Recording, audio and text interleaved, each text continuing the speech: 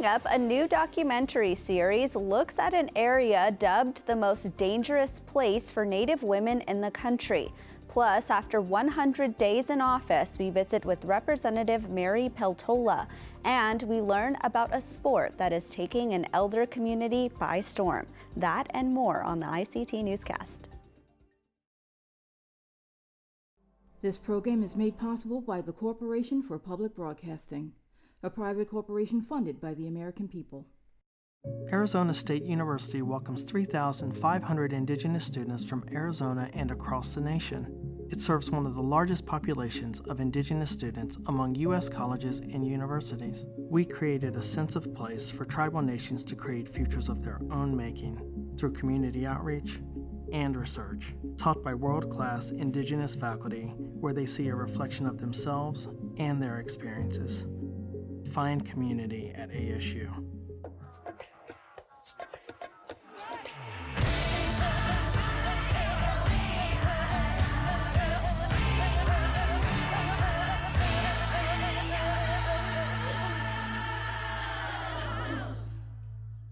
Amida Hopa, thank you for joining us for this special edition of the ICT Newscast. We start in Montana, where Razelle Benally's new Showtime documentary series, Murder in Bighorn, looks at the deaths of 3 Native women. Let's take a look at the trailer.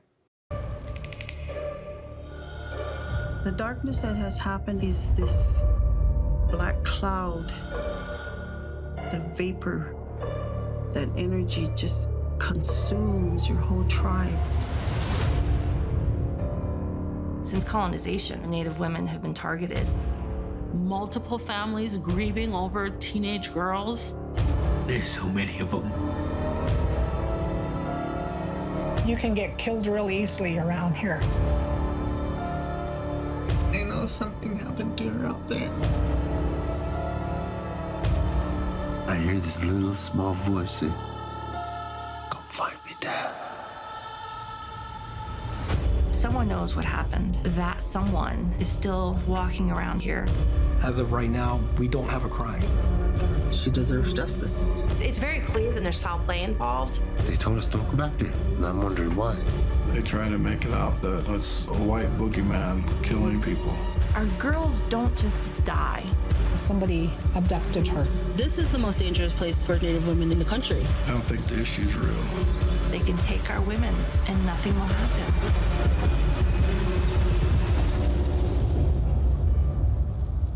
We're just supposed to stay in the back and be a good Indian.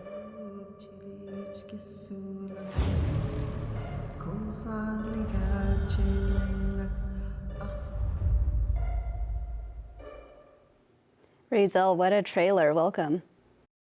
Hello, thank you. Wopila. Yate Hamadakyapi. Razelle Benally Machapie. Na Dona Yahipiki Iyucha Chante Washtea Nape Chizapiksto. Ogla Lakota Nishle Hanikani Bashishchi. My name is Razelle Benally, and I'm really grateful to be here. Thank you. Set the stage for us. What was it like to tell those stories? It was extremely humbling. It changed my life, knowing that there are so many families out there whose story very much is like the ones that we share in the doc series. And, the whole purpose was really to just give a platform so that loved ones could share the realities and truth of what's happening to our people out there in those communities. We know that there are many examples of Native women who have gone missing or who have been murdered. How did you find the stories to highlight in this series? Well, we wanted to reach out to families who have already been vocal, first and foremost, mainly because the topic and the issue is so sensitive. We don't want to just go after people about things they might not even want to talk about or who might be fearful to share, their truth. So we approach those who have already been very vocal about what's happened to their loved ones, and that's kind of how we all started. We know that this premiered at Sundance. What was the reaction? I think the series was really well received. People, you have to understand that the general population, especially those in North America and beyond, they are not educated about this issue and many issues that affect Native communities. And I think a lot of people were upset. Some were in disbelief that this was happening in our country. And I think a lot of people, for them, it was a wake-up call. And what are you hoping, that broader audiences are taking away from this series?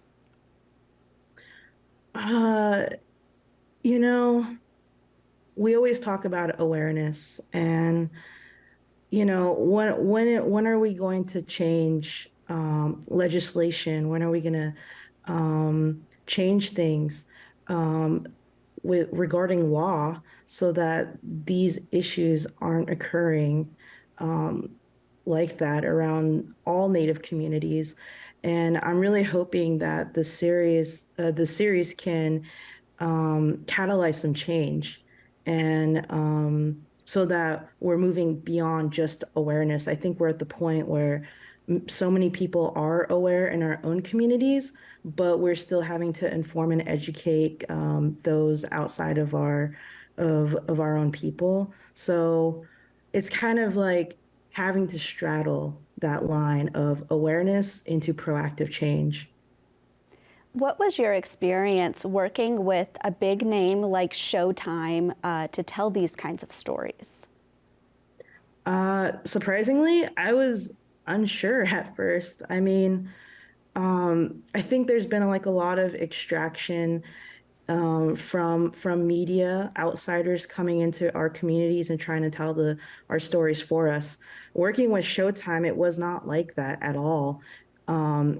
I was super grateful for them to have backed this project, my vision, along with Matthew's, so that we can do something that was not only meaningful, specific, and heartfelt, but it was very much, I felt like, in line with the stories that they push out there and that they cover with their network. And it felt really good to know that we had the support from Showtime fully to do and ensure what we wanted with with these stories. Well, Razelle Benally, Director of Murder in Bighorn, thank you so much. Thank you. Wopila hihe. That was filmmaker Razelle Benally. Going south to New Mexico, the Indian Pueblo Cultural Center is investing in agriculture. It offers free training and resources for Native farmers. ICT's McKenzie Allen-Charmley spoke with Marianne Billy. She's the Cultural Center's Special Project Manager. To begin, tell us more about this program and what people can expect from it. Well, yes. So here at the Indian Pueblo Cultural Center, we are working on developing out programming and facility to support our local Native entrepreneurs. And we decided to go heavy on focusing on food and farm businesses. So this first set of trainings will be to support them kind of in a generally speaking, with business and marketing as day one. They receive access to Chromebooks, to some software subscriptions that will help them in formulating their budget and business plan. And then the next 2 days will go into their tiered training, food safety, farm safety plans, and helping them get to a statewide food supplier list. Farming is integral to a lot of Native communities. Why was this program something the Cultural Center wanted to offer, and was there already interest from the community? Oh, definitely. It speaks directly to our mission to support to perpetuate Pueblo culture, but also to offer opportunities for economic advancement and helping our people in the local neighborhood really reach their levels and definition for success. And of course, that speaks directly to kind of our roots with agriculture, farming, and supplying food to our community, to our family for sustenance, and also potentially now in a new market, moving it out of community with that type of produce and product. What are you ultimately hoping people will be getting from the experience? Primarily, and I think what young business owners, or even not even necessarily young business owners, need is community. And sometimes, especially farming and any entrepreneurial work, can seem lonely and you're doing it by yourself, so to speak. But when you can come into a room and meet with people who have similar interests, similar problems and challenges, and come from similar backgrounds, that can really be a spur to move them on to their next level and keep going and keep moving. And then also is to provide some of that technical support in training and marketing essentials and business essentials that we're hearing from the farmers. This is kind of what they're needing and they're wanting, is how we treat our farm that we've been doing maybe for generations, and treat it like a business, to that it can support my community, can support my family. When it comes to entrepreneurship, what are your views on natives entering that space? For the Indian Pueblo Cultural Center, we're entrepreneurial in spirit. Our Pueblos and natives forever have been innovative and have been problem solvers, have really reached to support their community and have been truly resilient in our work. So I think that spirit and translating it into a modern era is very powerful. And we support any opportunity for our Native people to reach their levels and goals for success. And for many of them, it's kind of venturing out and taking work that maybe has been in their family for generations and moving it into a new era that will be kind of a business, and also what our state needs currently right now to support our local food system, and also infuse some traditional foods into the current market. The program will flow into a kitchen facility that's being developed. What other ways do you see the Cultural Center using that addition? It's going to be designed around food and farm businesses. So we kind of anticipate that it will help support catering businesses, food trucks, along with local farms, and hopefully aggregating that in some capacity and moving it out into a larger scale, whether it's institutions like senior center homes, Head Start, or early childhood facilities, schools, and moving that out and possibly even to retail format. You've offered other businesses and marketing programs in the past. What other programs are you hoping to offer in the future? How do you see the Cultural Center expanding? So this department, or this is going to be a brand new department for the Cultural Center under our nonprofit arm, and it's called the Entrepreneur Complex, which yes has facility and yes has programming. And as our first step, this Native farmer training, which we foresee will continue cycling through either yearly or biannually. But we hope to hear and develop programming based on the needs we're hearing from our business owners, whether that's farmers or those who are interested in doing value-added product off of fresh produce or fresh items. So we're really starting to hear from the farmers that their need is a spectrum. We have beginning level people and entry level people who just need kind of understanding on how best to grow things.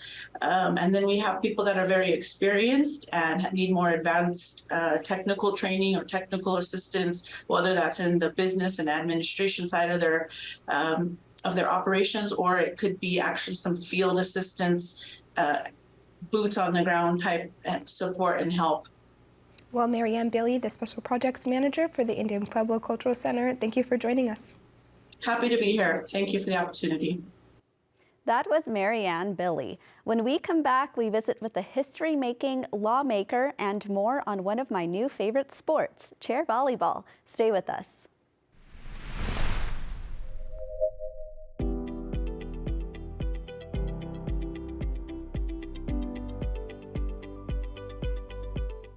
The country's first Alaska Native Congresswoman has just completed her first 100 days in office. ICT's McKenzie Allen-Charmley has this interview with Representative Mary Peltola. Well, Representative Mary Peltola, thank you so much for joining me. It's great to see you again. To start, congratulations on your first 100 days in office. I was hoping you could reflect on what exactly that accomplishment means to you. Thank you, McKenzie. It's amazing. It's been 100 days. It, on one hand, feels like 5 days, and on another hand, it feels like 500 days. Time is a weird thing here, but it has gone fast. It's gone very fast. I've been able to go home a number of times, which has been really good. Yeah,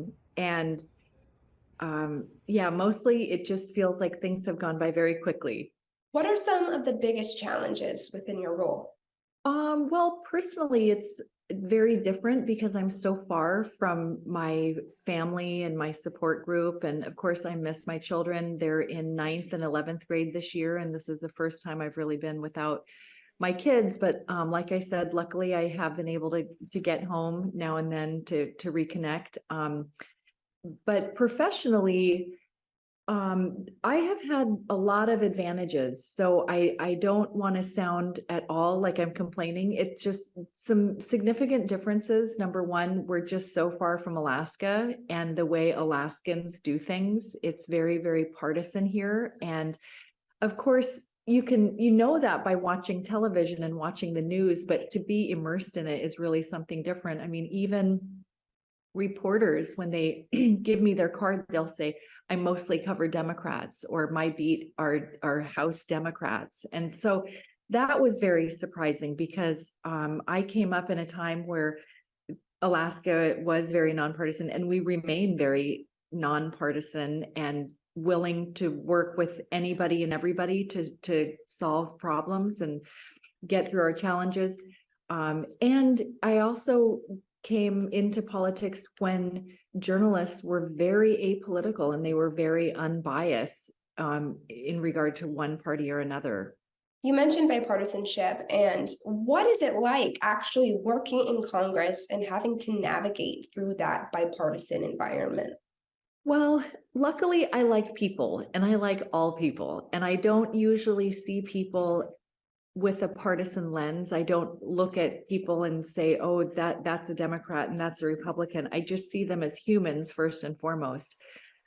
And then the Democrats have been wonderful to work with. They were very, very helpful in making sure that I had an audience with the president to talk about Willow when we were working hard on that.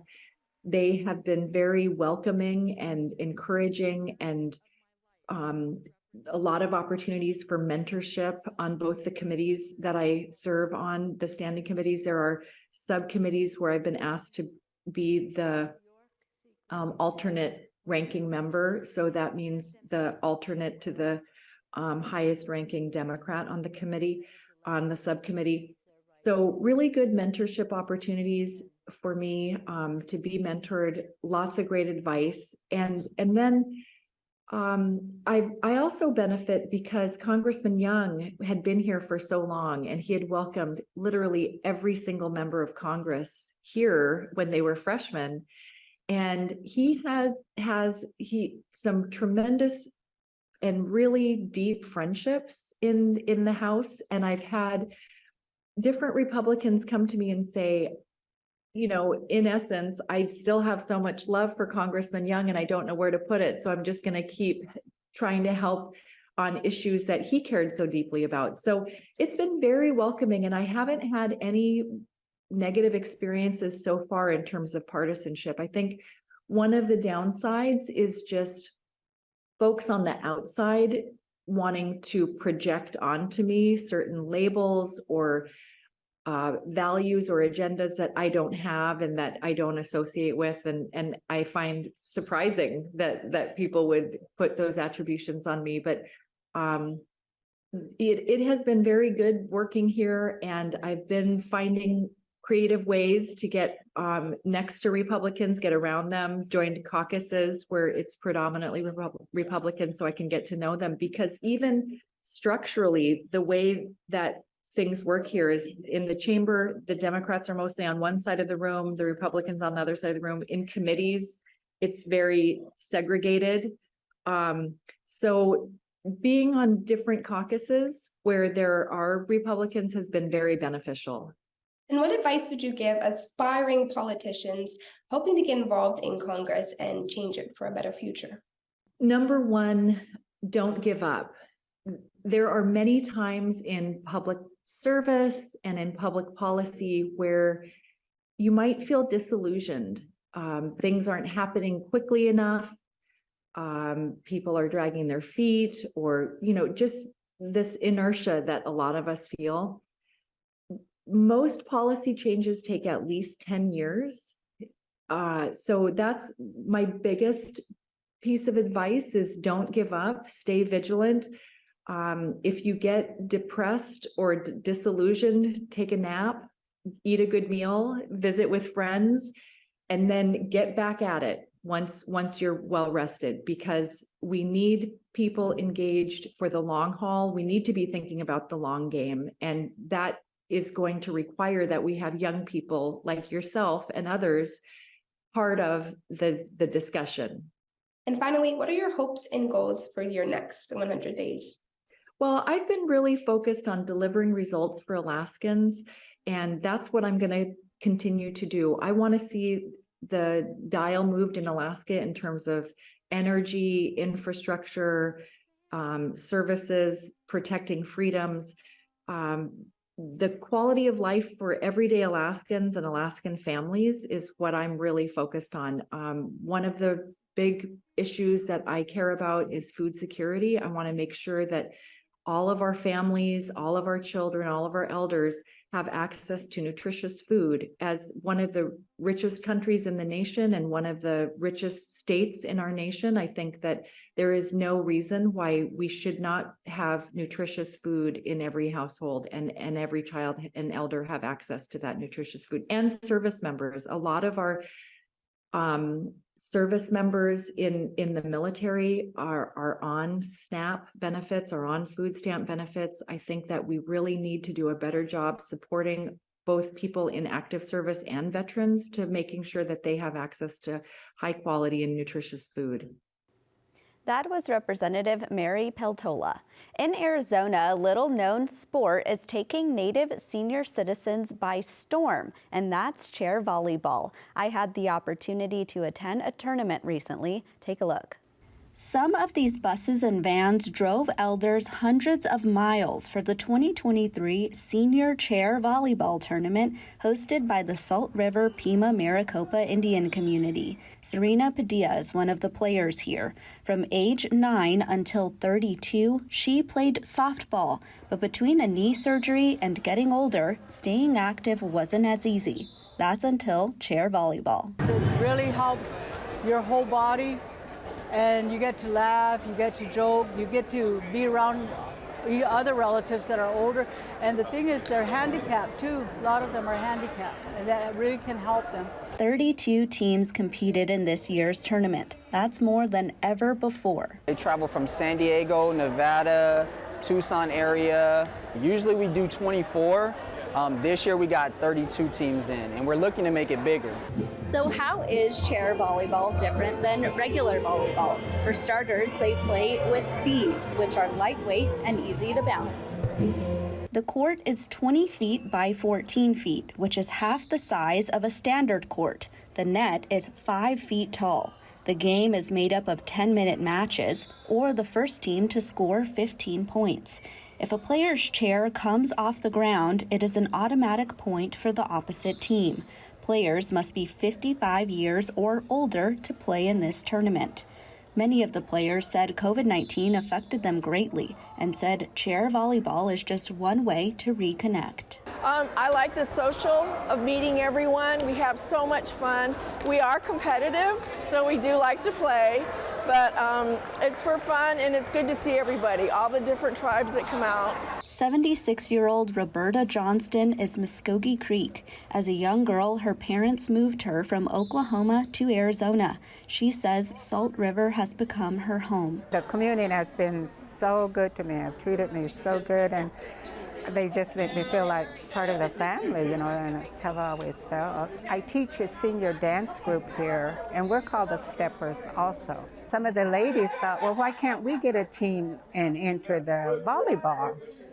So we did. We had all of our steppers, our dancers, and we started a volleyball team. What the seniors here want people to know is that chair volleyball might not be what you first think. It gets intense, you know. I know that when the tournaments or before this started, you know, it was all for fun, and we just had fun doing it. But as the years have passed, and when there are more teams starting to come in, and even like California, it's starting to get a little bit more competitive, more intense. So it's just like, I don't know, you know, you're not really thinking about anything except for me, just like, don't mess up. So has chair volleyball made a difference for elders wanting to stay social and be active? Yes, it's keeping them active, healthy, and social. In Scottsdale, Arizona, Aaliyah Chavez, ICT News. In the end, the Paula Turtles won the championship game. The co-ed team is from the Paula Band of Mission Indians in Southern California. And that's a slice of our Indigenous world. For all the latest, visit ictnews.org. From all of us in the newsroom, stay safe, my relatives.